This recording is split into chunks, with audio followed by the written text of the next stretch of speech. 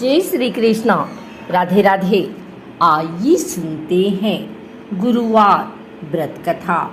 इस कथा को सुनने से मिलेगी देव बृहस्पति की कृपा। देव गुरु बृहस्पति को बुद्धि और शिक्षा का कारक माना जाता है। गुरुवार को बृहस्पति देव की पूजा करने से धन, विद्या, मान सम्मान, प्रतिष्ठा और कई अन्य मनोवांछित फल की प्राप्ति होती है। धार्मिक ग्रंथों के अनुसार गुरुवार को भगवान बृहस्पति की पूजा का विधान है। गुरुवार के दिन व्रत और कथा सुनने से घर परिवार में सुख समृद्धि बनी रहती है। आइए सुनते हैं गुरुवार व्रत कथा। देव गुरु बृहस्पति को बुद्धि और शिक्षा का कारक माना जाता है। कथा के अनुसार प्राचीन काल की बात है, किसी राज्य में एक बड़ा प्रतापी और दानी राजा राज्य करता था। वह हर गुरुवार को व्रत रखकर दीन दुखियों की मदद करके पुण्य प्राप्त करता था, परंतु ये बात उसकी रानी को अच्छी नहीं लगती थी। वह न तो व्रत करती थी और न ही दान पुण्य में विश्वास रखती थी। इतना ही नहीं, राजा को भी ऐसा करने से मना करती थी। एक समय की बात है, राजा शिकार खेलने के लिए बन गए। घर पर रानी और दासी थे। उसी समय गुरु बृहस्पति देव साधु का रूप धारण कर राजा के दरवाजे पर भिक्षा मांगने आए। साधु ने जब रानी से भिक्षा मांगी तो वह कहने लगी, हे साधु महाराज, मैं इस दान और पुण्य से तंग आ गई हूँ। आप कोई ऐसा उपाय बताएं जिससे कि सारा धन नष्ट हो जाए और मैं आराम से रह सकूं। इतना सुनकर बृहस्पति देव ने कहा, हे देवी, तुम बड़ी विचित्र हो। संतान और धन से कोई दुखी होता है? अगर अधिक धन है तो इसे शुभ कार्यों में लगाओ। कुंवारी कन्याओं का विवाह कराओ, विद्यालय और बाग बगीचे का निर्माण कराओ, जिससे तुम्हारे दोनों लोग सुधरे।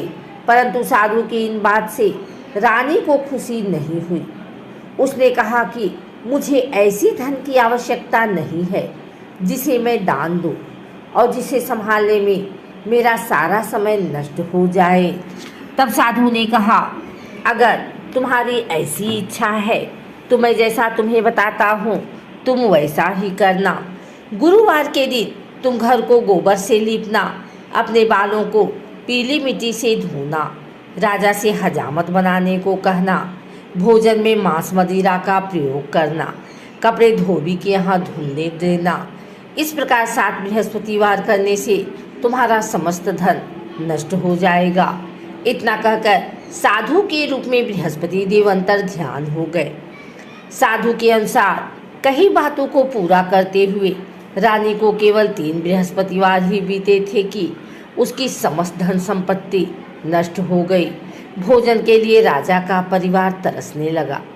तब एक दिन राजा ने रानी से बोला कि हे रानी, तुम यहीं रहो, मैं दूसरे देश को जाता हूँ, क्योंकि यहाँ पर सभी लोग मुझे जानते हैं, इसलिए मैं कोई छोटा कार्य नहीं कर सकता। ऐसा कहकर राजा दूसरे देश को चला गया। वहाँ वह जंगल से लकड़ी काट कर लाता और शहर में बेचता। इस तरह वह अपना जीवन व्यतीत करने लगा। इधर राजा के परदेश जाते ही रानी और दासी दुखी रहने लगी। एक बार जब रानी और दासी को 7 दिन तक बिना भोजन के रहना पड़ा तो रानी ने अपनी दासी से कहा, हे दासी, पास ही के नगर में मेरी बहन रहती है, वह बड़ी धनवान है, तू उसके पास जा और कुछ ले आ ताकि थोड़े बहुत गुजर बसर हो जाए। दासी रानी की बहन के पास गई। उस दिन गुरुवार का दिन था और रानी की बहन उस समय बृहस्पतिवार का व्रत की कथा सुन रही थी। दासी ने रानी की बहन को अपनी रानी का संदेश दिया, लेकिन रानी की बड़ी बहन ने कोई उत्तर नहीं दिया। जब दासी को रानी की बहन से कोई उत्तर नहीं मिला तो वह बहुत दुखी हुई और उसे क्रोध भी आया। दासी ने वापस आकर रानी को सारी बात बता दी। ये सुनकर रानी ने अपने भाग्य को कोसा। उधर रानी की बहन ने सोचा कि मेरी बहन की दासी आई थी, परंतु मैं उससे नहीं बोली, इससे वह बहुत दुखी हुई होगी। कथा सुनकर और पूजा समाप्त करके वह अपनी बहन के घर आई और कहने लगी, ही बहन, मैं बृहस्पतिवार का व्रत कर रही थी। तुम्हारी दासी मेरे घर आई थी, परंतु जब तक कथा होती है तब तक न तो उठते हैं और न ही बोलते हैं, इसलिए मैं नहीं बोली। बताओ दासी क्यों आई थी? रानी बोली, बहन, तुमसे क्या छिपाऊं, हमारे घर में खाने तक को अनाज नहीं है। ऐसा कहते कहते रानी की आंखें भर आई।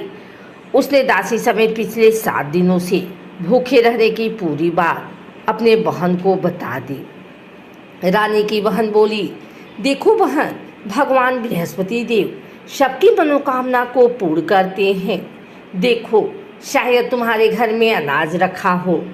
पहले तो रानी को विश्वास नहीं हुआ, पर बहन के आग्रह करने पर उसने अपने दासी को अंदर भेजा तो दासी को बड़ी हैरानी हुई। दासी रानी से कहने लगी, हे रानी, जब हमको भोजन नहीं मिलता तो हम व्रत ही तो करते हैं, इसलिए क्यों न इनसे व्रत और कथा की विधि पूछ ली जाए ताकि हम भी व्रत कर सकें। तब रानी ने अपनी बहन से बृहस्पति देव की कथा सुनाई और विधि बताई। बृहस्पतिवार व्रत के बारे में जब पूछा तब उसकी बहन ने बताया, बृहस्पतिवार के व्रत में चने की दाल और मुनक्का केले की जड़ में अर्पित करें तथा दीपक जलाएं, व्रत कथा सुने और पीला भोजन ही करें। इससे बृहस्पति देव और भगवान विष्णु प्रसन्न होते हैं। व्रत और पूजा की विधि बताकर रानी की बहन अपने घर को लौट गई। 7 दिन के बाद जब गुरुवार आया तो रानी और दासी ने व्रत रखा। वह घुड़साल में जाकर चना और गुड़ लेकर आई, फिर उससे केले की जड़ तथा विष्णु भगवान की पूजा की। अब पीला भोजन की चिंता को लेकर दोनों बहुत दुखी हुई। चूँकि उन्होंने व्रत रखा था, इसलिए बृहस्पति देव उनसे प्रसन्न थे। वह एक साधारण व्यक्ति के रूप में धारण कर 2 थालों में पीला भोजन दासी को दे गए। भोजन पाकर दासी प्रसन्न हुई और फिर रानी के साथ मिलकर भोजन ग्रहण किया। उसके बाद वह सभी गुरुवार को व्रत और पूजा करने लगी। बृहस्पति देव की कृपा से उनके पास फिर से धन संपत्ति आ गई, परंतु रानी फिर से पहले की तरह आलस्य करने लगी।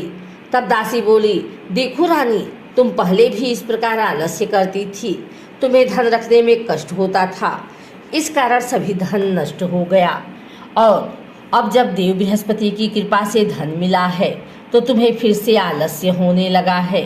रानी को समझाते हुए दासी कहती है कि बड़ी मुसीबतों के बाद हमने ये धन पाया है, इसलिए हमें दान पुण्य करना चाहिए, भूखों को भोजन कराना चाहिए और धन को शुभ कार्यों में खर्च करना चाहिए।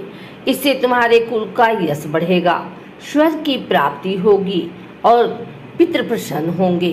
दासी की बात मानकर रानी अपना धन शुभ कार्यों में खर्च करने लगी।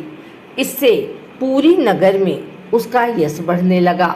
बृहस्पतिवार व्रत कथा के बाद श्रद्धा के साथ आरती करनी चाहिए।